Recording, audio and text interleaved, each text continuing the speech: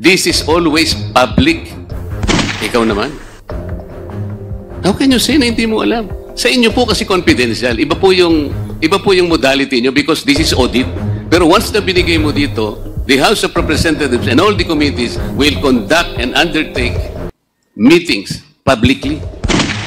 Wala po kaming private meetings. Pero po doon sa ginawa po ninyo, did you strengthen the foundation and the independence, the authority of the COA as enshrined in the Constitution? Mr. Chair, dun po sa compliance po namin, we emphasized on the confidentiality of the information. So kami din po, hindi rin po namin in-expect that it would be released. Seems na sana'y i-advise nyo yung ang House na, Sir, Madam, with all due respect, ay hindi mo na po namin kayo mabibigyan ng inihingi po ninyo sapagkat sa ngayon po ay kami po yung kasalukuyan pong nag-iimbestiga. Hindi po ba pwede ring idahilan yon, Madam, without disrespecting the Committee on Good Government? Hindi po ba nyo naisip na maaari pong makompromiso ang ginagawa ninyo? Halimbawa po, hindi po ba sa mga proseso o procedures na ginagawa po ninyo, ang audit observation memo at saka notice of disallowance ay confidential po in nature? Yes po. Kaya po pinapanatili natin confidential ang proseso. Hindi po ba nyo naisip po sakasakali, yung pong ginagamit po ninyo sa inyong pag-audit ay ibibigay po ninyo sa Committee on Good Government, mabubuyang-yang po yung mga dokumento because of the nature of the hearing in the House of Representatives. Tama po? Tama po. Part of your function was usurped, technically. Tama po. Tama po, Mr. Chair, pero it does not mean tama po. Tama po, pero it does not mean po na we will just take it hook, line, and sinker. We will still audit based on what our standards are. Paano kung hindi pareho ang outcome nyo? Paano hindi pareho ang conclusion? What happens? I think we will stand by yung audit po ng COA. Ba't ibig mo sabihin yung outcome ng aking mga colleagues ay mali? Kaya pwedeng iba naman po ang Kaya nga yun ang sinasabi ko sa iyo magkakaroon sigurado kayo ng pagkakaiba ng resulta. What happens then? What will happen to the integrity of the Commission on Audit? The Chair would like to recognize the next interpolator, the Honorable Marcoleta.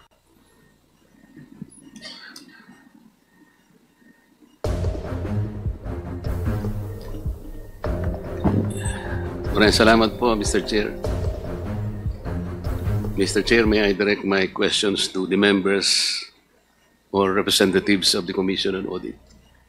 Attorney Camora. Mr. Chair, I would like to ask the representative of the 1987 Philippine Constitution, which states that the Commission on Audit shall have the power, authority, and duty to examine, audit, and settle all accounts pertaining to the revenue and receipts of and expenditures or uses of funds and property. You understand this provision, Madam? Yes, Mr. Chair. This provision is constitutional. Yes, Mr. Chair. And this is related to Section 25 of Presidential Decree 1445 or the State Audit Code of the Philippines, which is statement of objectives.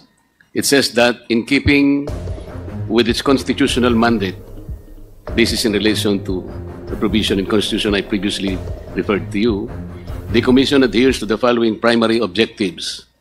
I'm quoting paragraph 2, Mr. Chair, which states to develop and implement a comprehensive audit program that shall encompass an examination of financial transactions. We're also familiar with this provision. Yes, Mr. Chair.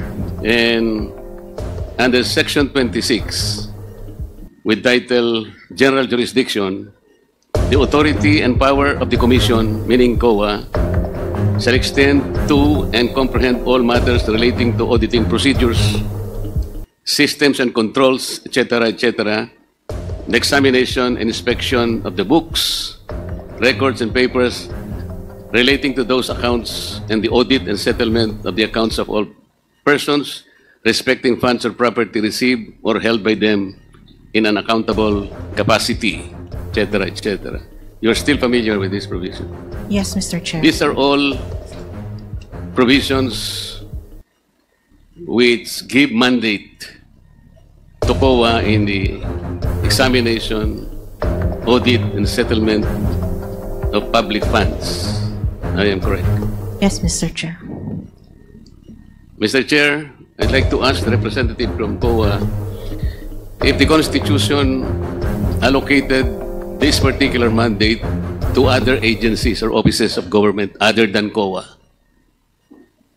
Mr. Chair, it is exclusive to the COA. It is exclusive to the COA. COA alone has the mandate and authority to perform all these functions. Audit, Mr. Chair. I just read before you. Is that correct? Yes, Mr. Chair. In issuing the audit observation memo to the Office of the Vice President, the examination in relation to this action, Madam. What audit actions, Mr. Chair? Para makumpleto po ninyo yung audit observation memo na inisyo po ninyo sa opisina ng Vice President, ano po yung nararapat gawin nila para sa ganun matugunan po yung action na ginawa ng COA? As to the AOM, Mr. Chair, kailangan po nila mag-submit ng compliance dun sa observations namin, Mr. Chair. Ilan-ilan pong mga requirements ang dapat gawin para po matugunan nila yung requirements na hinihingi po ng audit observation memo? Kung ano po yung nasa audit observation memorandum, Mr. Chair. Pwede po bang i-enlighten nyo kami kung ano-ano po yung mga yon para sa kapakanan po naming lahat at lahat po ng nakapakikinig nitong ating pinag-uusapan? Mr. Chair, depende nga po kung ano yung content ng AOM. So if there are 2 observations, edi malamang po, 2 po yung i-comply. If there are 5 po ang i-comply. Kaya nga po, Mr. Chair, I am referring to the audit observation memo that you issued to the Office of the Vice President. What period po? Kasi ito pong pinag-uusapan natin ngayon.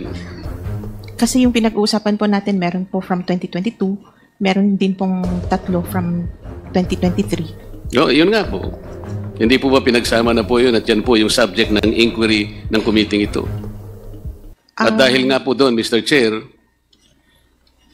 ay in-advisean po yata po. Sulat pong yun, sa aking pagkakaintindi, mula po sa interpellation kanina pa, ay mukha pong ina-advisean kayo ni Atty. Sanchez na i-ignore po ninyo yung subpoena ng committee ito sapagkat yung ignore po yung House probe sapagkat hindi pa po kompleto o conclusive yung audit observation memo. Parang ganun po yung aking pagkakaintindi. Tama po ba? Yung request po nila, Mr. Chair, yes, Yes, po. ma'am. Yes po. Noon pong sabihin ni Atty. Sanchez na ang inyo pong audit observation memo ay hindi pa conclusive o hindi pa kumpleto sapagkat marami pa kayong ihingin sa kanila na isusumitin nila sa opisina ninyo, tama po yung kanyang isinulat. Hindi po ba? As to yung mga 2023 na AOMs po, kasi at that time, kailangan pa po nilang mag-comply. Yun nga po. Yung sa 2022 po, natapos na po yun, nag-comply na sila, nag-issue na ng NS, nag-comply na din sila. Tapos na po yun. Hindi pa rin po deficient, so nag-issue na po ng ND. So, sa mga tweet, nag-issue na po ng ND. Yun pong ND ay yung Notice of Disallowance. Yes, Mr. Chair. Yung Notice of Disallowance po, Madam, is also not conclusive because ito po ay appealable and contestable. Yes, Mr. Chair. Meaning to say, it is not a final judgment. Yes, Mr. Sa mga tweet, yung pong sulat nila sa inyo, ina-advisean po kayo na sana, hindi naman po siguro kawalan ng paggalang sa committee ito, kung hindi ang ibig nilang sabihin, sapagkat marami pa po naman kayong kakailanganin sa kanila na isasubmit, iniisip po siguro nila para hindi makomplicate ang pag-uusap, sana ay wag na muna yung bigyan. Kasi po humihingi ang House, ang ating pong komite, nung mga dokumento na kakailanganin po dito sa kanilang pagdinig. Tama po ba? Yes, Mr. Chair. Okay. Bakit hindi po ninyo binigyan ng due course yung sulat po ni Attorney Sanchez? Ano pong dahilan? Mr. Chair, nag-issue po ang House, ang committee po ng subpoena to Sistecum sa COA. And dun po sa rules ng COA, pwede naman po kaming maservan ng subpoena. And ayun po, nag-comply lang po kami based dun sa subpoena po.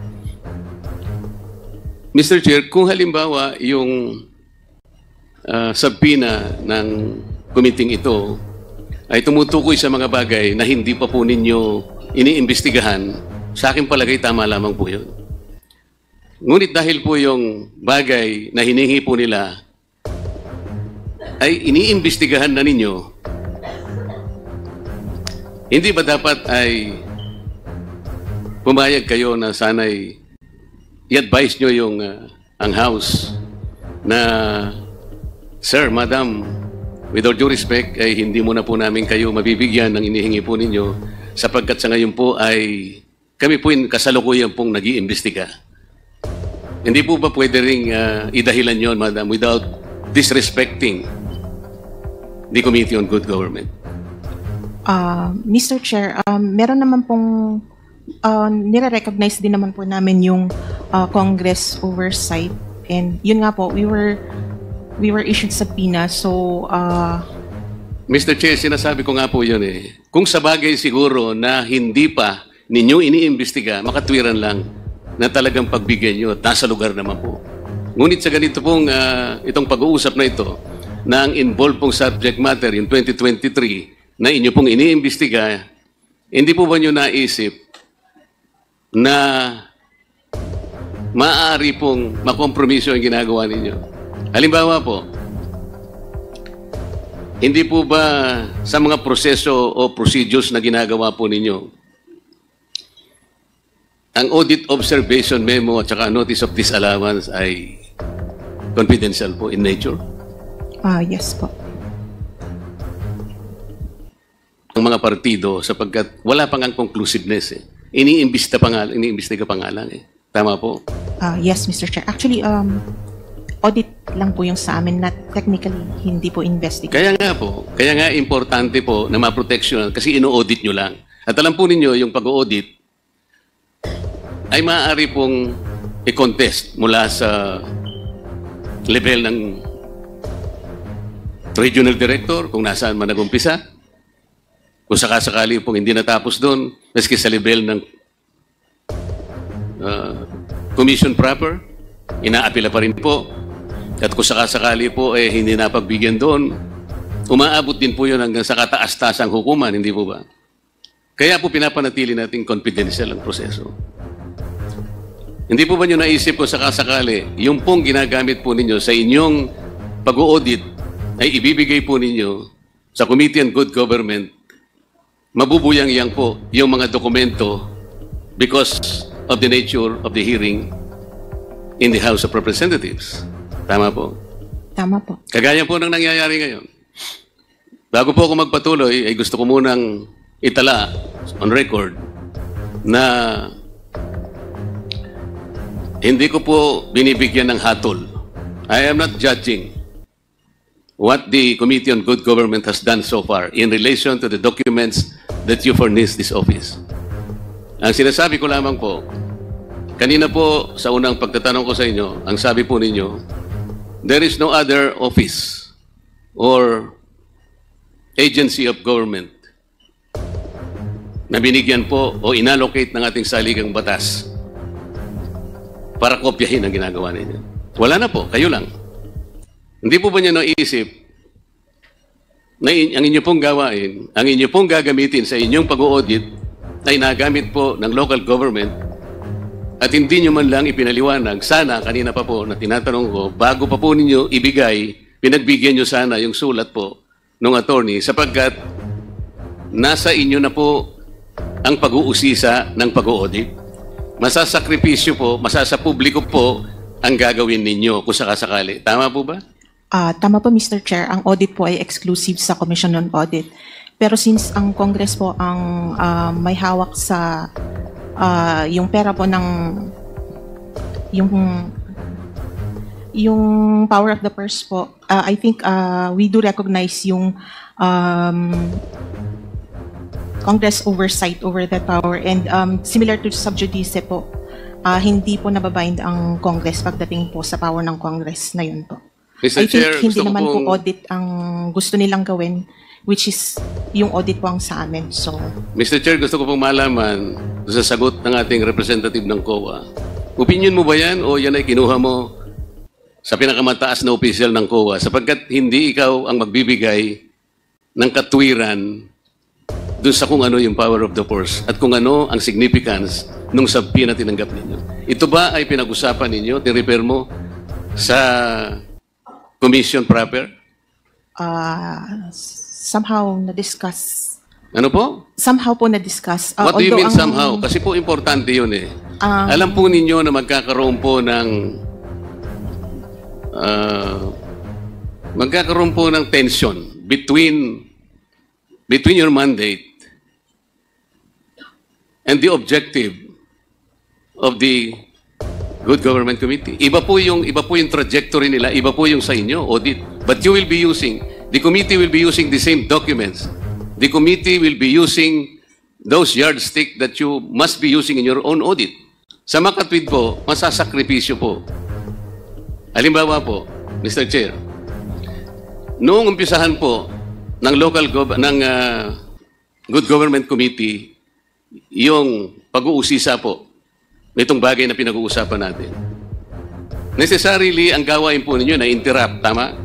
Yes po. Huminto kayo. Hinihintay ba ninyo kung anong magiging outcome po ng pag-uusisa at pag-iimbestiga ng good government? Paano pong hinihintay po, Mr. Chair? Na-interrupt kayo eh. Sa mga tweet, ang gawain po ninyo ay nabalam. Nabinbin kayo. It continues naman pa rin po kahit na may mga Kasasabi mo lang kanina, na-interrupt eh, ngayon continuous. itong sa OVP po, pero sa other audit. Ito po sinasabi natin, itong pinag-uusapan, the subject matter of the law of this Good Government Committee. Necessarily, ang trabaho po ninyo in relation to the issuance of that audit observation memo was interrupted. Tama po, Madam.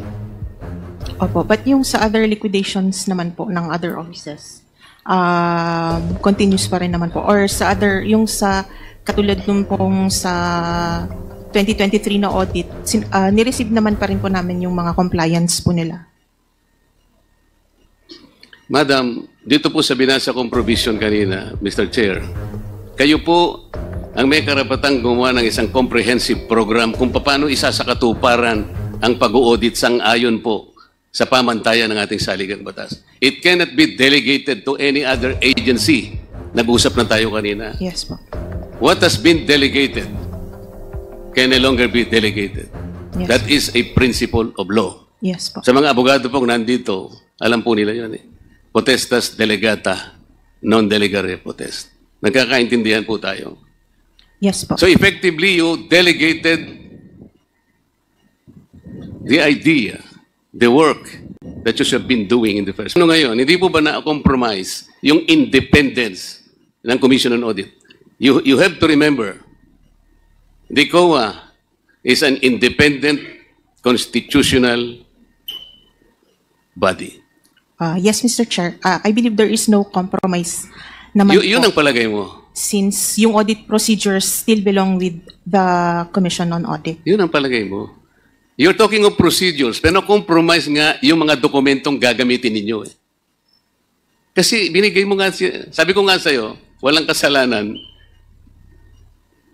ang committee ito sapagkat sinabi na binigay mo without advising them. Sana man lang, sumulat ka man lang, and then the committee, malay mo, they have weighed their options. Baka sakaling hindi ganito nangyari. In this particular case, narinig mo kanina, nagsalita ang aming speaker. Sabi niya, let us strengthen the institution that uphold our democracy.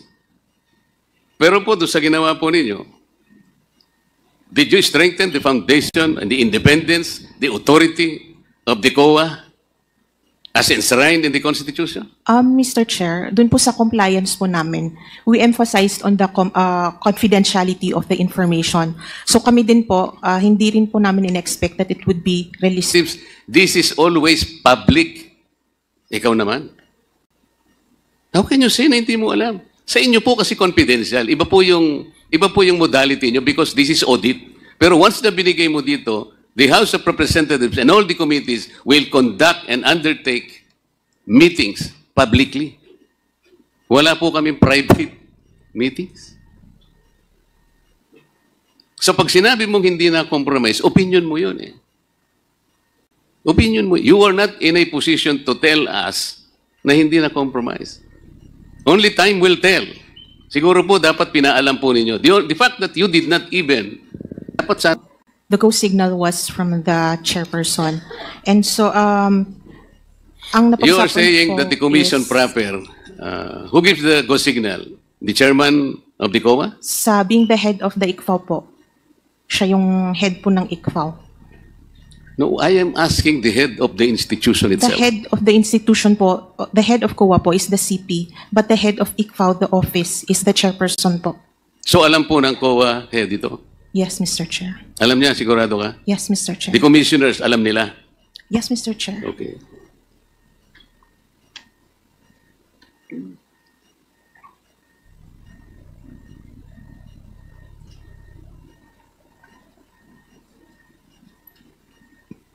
Narinig po ninyo yung bahagi ng mga interpellation ng mga kasama ko kanina. Most of it siguro, meron po kayong natatandaan. Most particularly, the interpellation of Congresswoman Luistro. Noon pong tinatanong niya yung certain La Chica was guilty of usurpation Acosta. of authority. La Chica ba yun? Acosta po. Acosta, sorry. Na sinabi niya, according to her, Acosta is even guilty of usurpation of authority of official functions. Narinig po niyo yun? Yes Kasi po, maaaring nakuha niya yung gawain na yun, allegedly, na hindi naman pala dapat na sa kanya yun. Noon pong hindi nyo inadvisean ang Committee on Good Government, technically, part of your mission, part of your mandate on authority was usurped. Sila na po yung nagtatanong eh. Ang ginagamit po nila, yung mga dokumento, yung mga reports, and the papers na sa saligang batas, ang sinasabi, kayo po ang dapat mag-examine, kayo po ang dapat mag-audit, nobody else. So in a way, part of your function was usurped, technically. Tama po. Tama po, Mr. Chair, pero it does not Hindi, mean tama po. po. Tama po, Pero, it does not mean po na we will just take it hook, line, and sinker. We will still audit based on what our standards are. I-conduct pa rin po namin yung audit na based sa amin po. palagay natin. Paano kung hindi pareho ang outcome nyo? Paano hindi pareho ang conclusion nyo? What happens? I think we will stand by yung audit po ng COA. What ibig mo sabihin, yung outcome ng aking mga colleagues ay mali? Ang sinasabi ko kasi pwedeng hindi kayo magtugma eh. Because your procedure is different. The manner of questioning probably is not even personal. Passive ang sa inyo, active sila. Yes, Mr. Chair. On that part, we will still use our expertise Kaya nga, on our You will audit. still rely on your expertise because you are the expert. Kayo ang nakakalam ng comprehensive program and plan. Kayo ang expert sa inyong mga fields. And the members of this committee, hindi sila expert. Yan ang ibig mo sabihin. Yes, Mr. Chair. Kayo ang expert, sila hindi expert. Tama? Kaya pwedeng Iba naman po ang sa Kaya nga yun ang Congress, sinasabi ko Mr. sa iyo Chair. eh. Magkakaroon sigurado kayo ng pagkakaiba ng resulta. What happens then? What will happen to the integrity of the Commission on Audit? Sir, eventually, if ever man na mapunta po ito sa CP and then mapunta sa courts, even the courts can reverse COA po. Ang iniiwasan po kasi natin ay yung magkaiba po ng outcome. Pareho po yung ginamit. Ang mga papeles, ang mga report, lahat po ng dokumentong nakita namin inisa-isa at binusisi ng mga kasama ko are the same. pero mag-iiba po kayo ng outcome. Mr. Chair, I believe ang outcome po from Congress is legislation, while ang sa amin po is yung result of audit po. Pero pinamigay po ninyo part of your function. That is the point. I believe that the function of the Congress Do not here say, I believe. is as We are oversight. after facts here. We are not after what you believe and we're not after your opinion. Ang pinag-uusapan natin are factual issues. Okay? Sabi mo kanina, sumagot ka kanina, no other offices, no other agencies ang nakakagawa ng function. It's only exclusive to COA. The audit function, Mr. Chair. We just simply recognize the authority of the Congress. In simply recognizing the authority of Congress, you have wittingly or unwittingly surrendered part of your mandate because you expose the confidentiality of those documents which should have been preserved per your own rules and regulations. Am I correct? No, Mr. Chair, we have not surrendered our mandate. How do you know that you have not surrendered? How do you know? Are you in a position to even assess the impact of your action? It is still the COA that is performing the audit. The Congress is doing a different thing. They're not auditing the funds. What are they doing? Legislating. What? Legislating po. I believe we are all here because You have this been hearing sitting is here for in several aid- hours. Did is you in aid for know the kind of legislation. legislation that are supposed to be coming up? Meron ba silang sinabi sa iyo na meron na kaming legislation in mind? Meron bang lumitaw? Kanina pa tayo rito. Ako, alas 10 ng umaga, nandito ako. Did you have an idea as to what legislation are coming up? For example, For example, meron bang legislation na baka sakaling nagle-legislate sila, later natuturuan kayo kung paano ang pag-audit? no po, for example, yung SAGAA sa budget on confidential funds. That will become subject of future legislation. Why are you the one articulating that? You are not a member of Congress. Yan ang That sinasabi is ko why- kanina pa eh. That is why Kanina nga ko po- pa sinasabi, what you are saying, opinion mo eh. that is I why am po trying to I- emphasize to you kung ano yung impact. That is Nung- why Baka mapagalitan ka ng chair. Ang pinag-uusapan natin dito, seryosong bagay. Uulitin ko sa'yo, the mandate to audit, the mandate to examine, the authority belongs only to COA. While the terminology is different, pero the basis of your audit and the basis of the investigation of this committee are one and the same. Yun ang sinasabi ko sa'yo. Did you not compromise the integrity and the independence of COA by doing so? Do not make your own opinion. I will probably accept an answer na siguro balikan mo yung commission kung tama yung ginawa ninyo. Iwanan muna kita sandali kasi gusto ko mag-isip ka rin.